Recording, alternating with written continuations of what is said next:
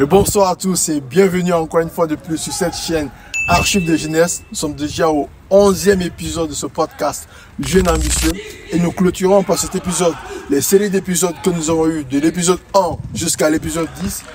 Et nous allons échanger avec la majorité des gens que nous avons eu sur ce plateau sur des différents sujets intéressants par rapport à leur personnalité, par rapport aux différents épisodes aussi que nous avons eu à tourner ensemble. J'espère que vous allez vous régaler très bientôt. Qu'est-ce que vous pensez du succès?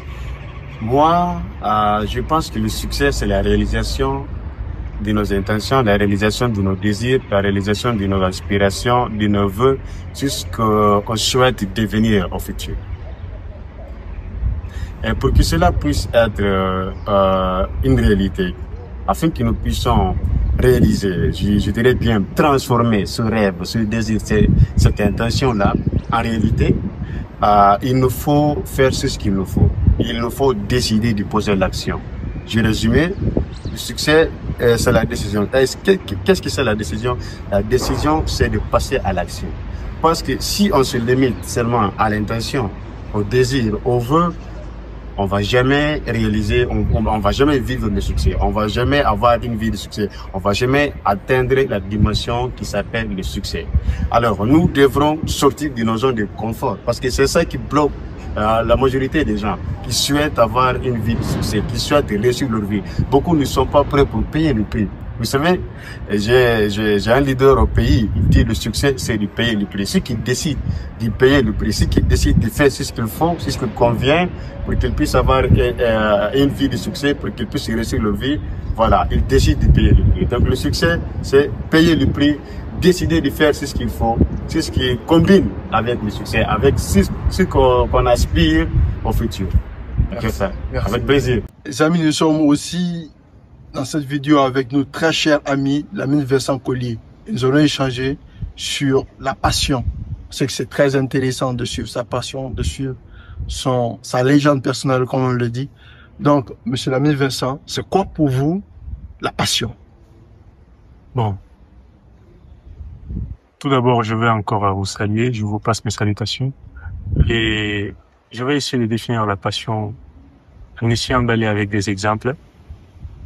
Je prends l'exemple sur moi. Ma passion, moi, c'est l'art, c'est tout ce qui touche au dessin, à la peinture. Et quand je pratique cette activité, je me sens très bien.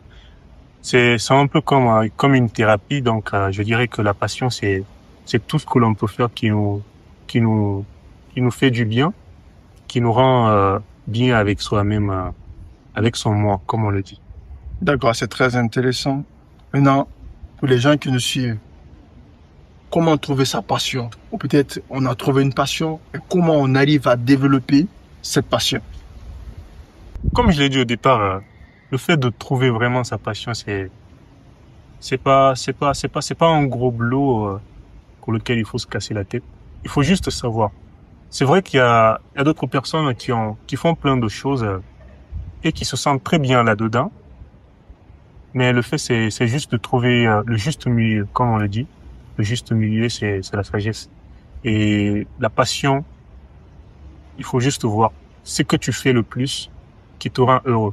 Peu importe comment les autres le voient de mauvais œil ou soit d'autres le trouvent très bien. L'essentiel, c'est comment toi tu te sens quand tu fais cette chose. C'est sur ce chemin on peut aller jusqu'à trouver sa passion. D'accord, c'est très intéressant. Je crois qu'on a tout.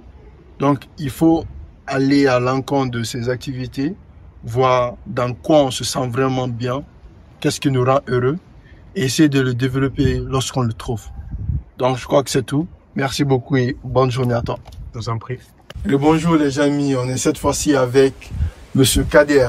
Donc, on va échanger également sur un sujet très intéressant qui est l'altruisme. Alors, monsieur Kader, vous qui êtes chef d'une grande communauté nigérienne ici au Maroc, et moi je sais que de nature vous êtes une personne généreuse et courtoise, vous pouvez nous définir c'est quoi l'altruisme? D'accord, merci beaucoup pour cette question. Alors, l'altruisme, je peux dire une personne altruiste, c'est une personne qui est disposée à s'occuper des personnes qui sont à ses alentours. C'est également un sentiment d'amour instinctif à autrui. Quand je parle d'autrui, je parle de tes frères, sœurs, de tout ton alentour, de tous ceux qui sont à côté de toi. C'est un peu ça, je définis l'altruisme. Et c'est également, je peux le dire en court terme, c'est le contraire de l'égoïsme. D'accord, c'est très intéressant. Et avant tout, on sait que l'altruisme, la philanthropie, c'est une décision. Parce qu'on peut décider d'être aussi autrement. Voilà.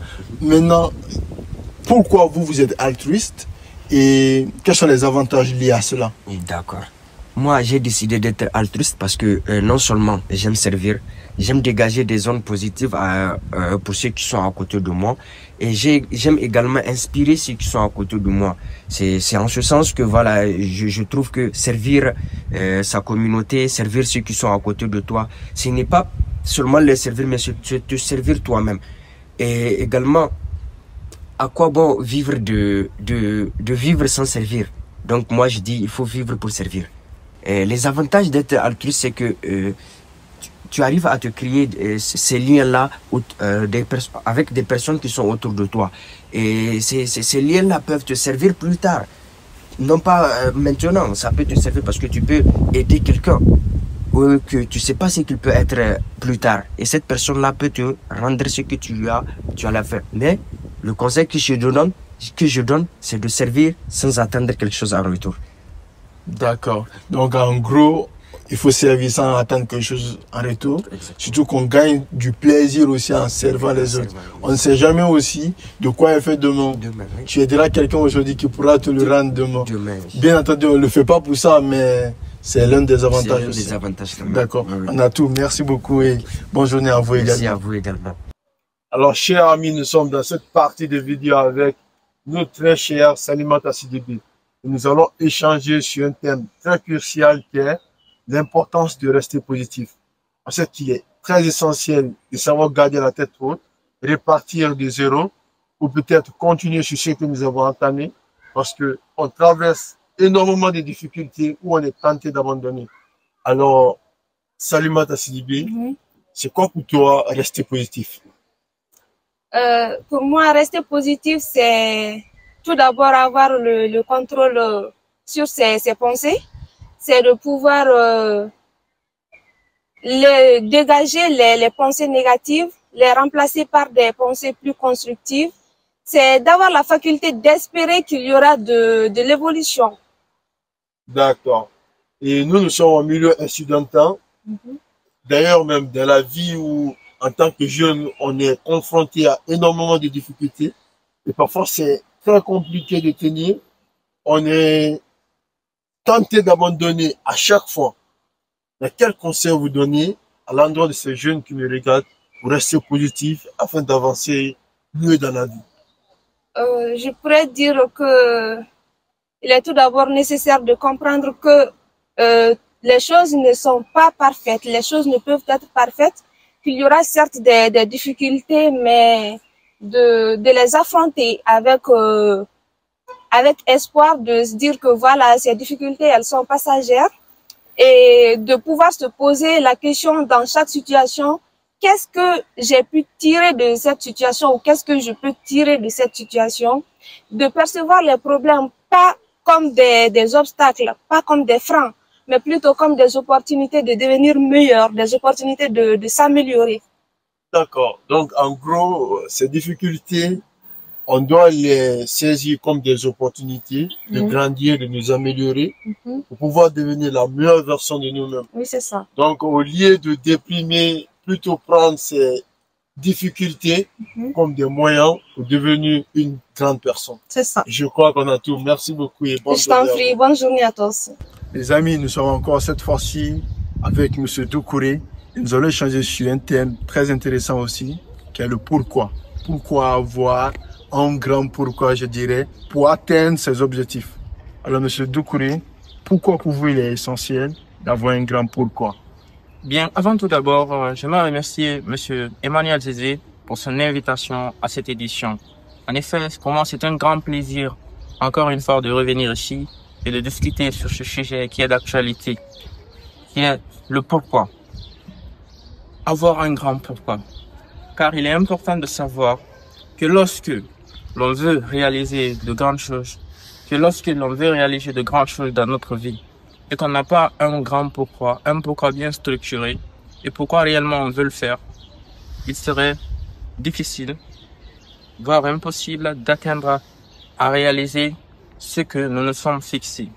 Et c'est pourquoi je pense que chaque personne doit avoir en soi cette petite flamme qui rallume tout lorsque l'on commence à se perdre, lorsque l'on commence à avoir des doutes. Parce qu'il est évident lorsque dans la vie, on veut atteindre un objectif et il y aura des obstacles, des moments de doute, de faiblesse. Et si on n'a pas vraiment une raison pour laquelle on doit continuer à se battre pour avoir ce que nous voulons avoir, je pense que on peut abandonner la chose ou passer à autre chose. Mais si réellement l'on sait pourquoi réellement l'on veut se battre, pourquoi réellement l'on doit réaliser l'objectif qu'on s'est fixé, je pense que on peut être certain, avec un pourquoi bien solide, bien déterminé, bien structuré, que l'on arrivera un jour à atteindre ce pourquoi l'on se bat. D'accord, je crois qu'on a tout, c'est essentiel. Donc pour résumer, le pourquoi, c'est vraiment le moteur de l'ambition que nous avons pour atteindre nos objectifs. C'est très intéressant. Je vous remercie et bonne journée à vous. Merci. Toujours dans cette même lancée, nous sommes cette fois-ci avec M. Moussa où nous allons échanger. Nous allons parler exclusivement sur le focus, l'importance de garder le focus dans un projet. On sait que c'est important de se focaliser et travailler dans un but essentiel. Donc, M. Moussa, c'est quoi pour vous la définition du focus? Je vous remercie encore, M. Emmanuel. Au fait, pour moi, le focus, je peux dire comme définition que c'est l'art de mettre de l'importance dans ses propres objectifs. Parce que quand on est focus sur notre objectif, on peut aboutir réellement à ce qu'on veut faire. Au fait, c'est l'art de mettre de l'importance sur nos différents objectifs. Ah, c'est intéressant. Surtout qu'on sait que dans n'importe quel projet, on est obligé de garder le focus pour aboutir. Voilà. Donc, selon vous, comment est-ce qu'on garde le focus pour pouvoir... Comment est-ce qu'on développe son focus, quoi? Pour développer son focus, je dirais que c'est très simple. Puisque nous parlons du focus, c'est très crucial dans le domaine de développement, quel que soit dans une entreprise, oui. Le développement personnel, n'importe où que tu sois. Maintenant, tu veux adapter le focus pour pouvoir évoluer. Comme on l'a dit, l'importance du focus, il faut être capable au fait, parce que si nous parlons de différentes importances, elles sont beaucoup, mais la base, il faut éviter la distraction d'abord, et pouvoir aussi suivre un peu tes objectifs. Par exemple, établir les objectifs par tâche pour ne pas être distrait par les choses de l'extérieur. Si tu as planifié par exemple le développement personnel, tu peux évoluer dans le développement personnel. Il suffit seulement que tu établis des différentes tâches, comme la gestion du temps. Tu établis des différentes tâches et que tu puisses réellement accomplir ces tâches étape par étape. J'ai fini celui-là, ça être distrait. Tu prends aussi un autre, ça être distrait. Tu prends aussi un autre, ça être distrait. Et si tu continues comme ça, là, c'est de l'évolution mentale et encore professionnelle qui s'appelle te donner dans le développement. Et en gros, je dirais que l'importance du focus, il faut juste avoir la gestion du temps et éviter le stress. Ah, c'est très intéressant. Et la distraction aussi. D'accord. C'est très intéressant. Surtout que, si je comprends bien ce que vous avez dit, c'est vrai que pour garder le focus, il faudrait d'abord avoir un certain objectif, en même temps s'organiser, soit tâche par tâche, pour pouvoir accomplir cet objectif. Oui. Voilà. Et surtout éviter encore tout ce qui est distraction autour de toi pour pouvoir continuer tes objectifs. Ah, c'est très intéressant. En tout cas, merci, je crois qu'on a tout. Merci et bonne journée à vous. Merci beaucoup. Nous allons échanger sur un sujet très intéressant, sur les intellectuels, le rôle des intellectuels dans la société. Alors, M. Djibril, c'est quoi pour vous un intellectuel? Alors, contrairement à ce que pense la majorité, Oui. un intellectuel n'est pas forcément quelqu'un d'instruit ou bien quelqu'un qui est parti à l'école ou cultivé. D'accord. Moi, je dirais un intellectuel, c'est quelqu'un qui utilise sa pensée, l'analyse et la critique dans le but de comprendre, de sensibiliser ou peut-être d'influencer une société. Et en guise d'exemple, nous pouvons prendre l'exemple de Cheikh Anta Diop, qui était d'ailleurs de nationalité sénégalaise et qui s'est distingué des autres de par ses pensées, réflexions, critiques et engagées dans l'histoire africaine. C'est très intéressant, surtout cet exemple, Cheikh Anta Diop. On sait que c'est quelqu'un qui a un grand parcours, exactement, admiratif. Et c'est très intéressant parce que actuellement, toutes les personnes qui vont soit à l'école ou sont diplômées ou qui ont fait ne serait-ce qu'un peu d'études se considèrent comme des intellectuels. Et pourtant, on peut faire des différences par rapport à ça. Maintenant, selon vous, quel est le rôle d'un intellectuel dans la société? Alors, face à la désinformation et à la manipulation des réseaux médiatiques, un intellectuel a une responsabilité d'aider la population à distinguer le vrai du faux de par sa réflexion rationnelle et argumentée. Ça, c'est un. Deux, ils sont aussi défenseurs des valeurs humanistes parce qu'ils jouent un rôle dans les droits fondamentaux de la liberté et de la démocratie face aux dérives autoritaires. Et pour finir, ils peuvent aussi être moteurs du progrès et de l'innovation. Car en remettant en question les projets qui sont déjà en cours, ou bien en proposant de nouvelles idées, ces intellectuels-là participent à l'évolution des mentalités du monde, mais aussi au développement du monde tout. D'accord. Donc, en résumé, un intellectuel, ce n'est pas seulement quelqu'un qui est rempli de connaissances. C'est aussi une personne qui participe au développement et à l'épanouissement de sa société. Exactement. C'est très intéressant. En tout cas, merci beaucoup, ça fait un plaisir et bonne journée à toi. Les amis, nous sommes encore dans cette partie de vidéo avec notre très chère Alissa. Nous allons échanger sur un thème très crucial qui est la diplomatie. On sait que c'est très essentiel pour un jeune de savoir être diplomate ou de s'initier à la diplomatie. Alors, très chère Alissa, c'est quoi pour vous la diplomatie? D'une manière générale, la diplomatie constitue un outil essentiel pour la prospérité et la paix mondiale parce qu'elle permet non seulement de renouer les liens entre les différents pays, mais aussi de résoudre les problèmes économiques et aussi, je dirais bien, de partager les différentes cultures entre les pays aussi. Excellent. Alors, quel conseil vous donnerez, vous, à un jeune qui nous suit? Comment il peut être diplomate? Comment s'initier à la diplomatie? Je dirais bien pour nous, les étudiants qui sont ici à l'étranger, on représente d'une façon générale notre pays. Du coup, on doit vraiment être très très ambitieux et aussi intégrer des associations comme la CISAM, la NEM, la SEGIM et tant d'autres associations. Et aussi, on doit vraiment s'inspirer des leaders parce qu'on est appelé à être des leaders aussi. Nos petits frères qui sont à la maison, ils doivent s'inspirer de nous pour aussi dire « Ah, moi aussi, j'ai envie d'aller représenter mon pays à l'étranger. » C'est très intéressant. Je crois qu'on a tout. Donc, l'essentiel, c'est partir d'abord d'une grande ambition. Justement. Vouloir représenter tout un pays et être aussi un exemple pour d'autres personnes. Donc, s'initier à la diplomatie, c'est d'abord être altruiste, comme on le disait, et avoir l'amour de son pays, avoir l'amour de faire du bien pour sa société, sa communauté et pour son pays. Donc, merci. Abonnez-vous!